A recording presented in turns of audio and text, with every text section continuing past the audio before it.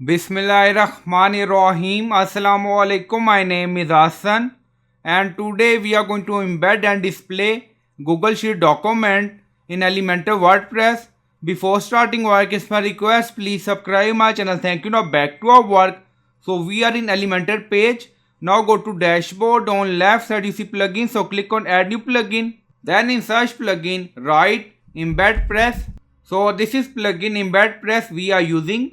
So you will install this plugin and activate it, and after activation go to Elementor page and refresh the page. So after that on left side you see search widget. So right here embed press.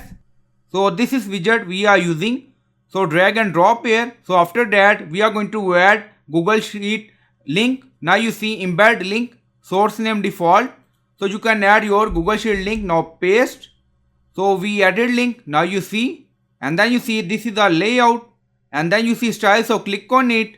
If you want, you can set width and height for spreadsheet or Google Sheet according to requirement, and then click on publish. Now publish done. Go to Elementor page and refresh the page. Now you see Google Sheet embed in our WordPress Elementor by using plugin. So I hope you like this video. Please like, comment, share, subscribe. Thank you for watching.